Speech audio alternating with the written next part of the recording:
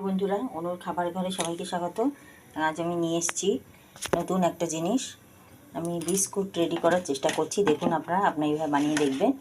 দেখুন আমি তার জন্য নিয়েছি প্রথমে সুজি, আর 1 কাপ মতো সুজি, আর অর্ধেক কাপ মতো চিনি, আর দেব 1 চামচ ময়দা। হ্যাঁ, ময়দা দিয়ে এবার দিয়ে দেবো এর মধ্যে তেল, সাদা তেল দিয়ে দেবো, রিফাইন তেল, বেশি করে রিফাইন্ড অয়েল দিয়ে দেবো। দিয়ে একটু দিয়ে দেবো বেকিং সোডা। দেখুন আমি বেকিং সোডা দেবো, দিয়ে ভালো করে এটাকে মেখে আমি 10-15 মিনিট রেখে দেবো। একটু বেকিং সোডা আমি দিয়ে দিলাম। আর দেব একটা ডিম ফাটিয়ে,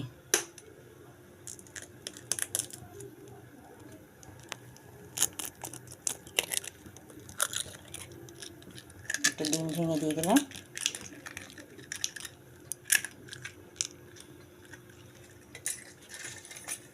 এবার আমি এটাকে ভালো করে মিক্সড করব। দেখুন তার জন্য দিতে হবে একটুখানি দুধ। একটু দুধ দিয়ে আমি হালকা হালকা করে ভালো করে মেখে নেব।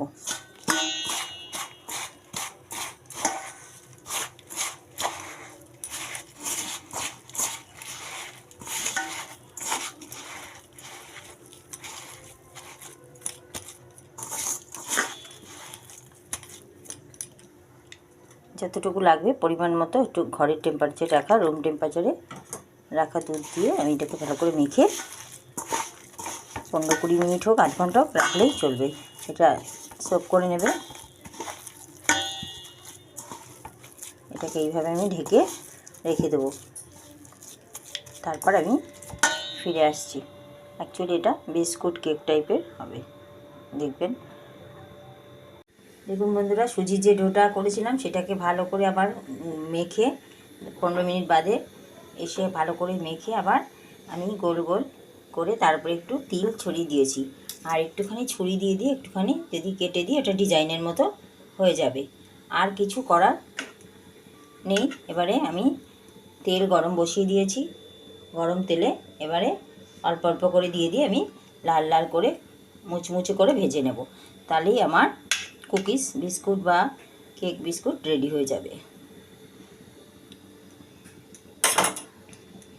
এখন একটা একটা করে আমি তুলে এবার এটাকে দিয়ে দেব। তারপরে ভেজে আমি ফিরে আসছি।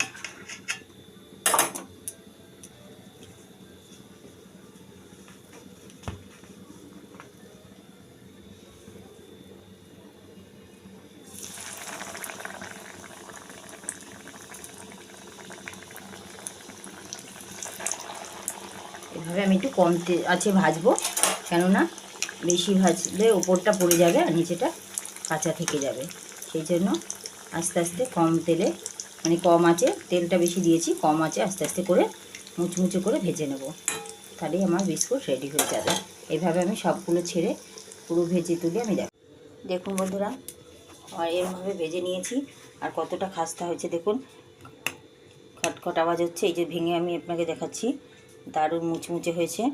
আবার আপনি আরও টুকরো করলে দেখতে পাবেন এরকম 2 দিক সুন্দর করে ভেজে নিয়েছে। আপনারা বানিয়ে খেয়ে দেখবেন, দারুণ মুচমুচে হয়েছে।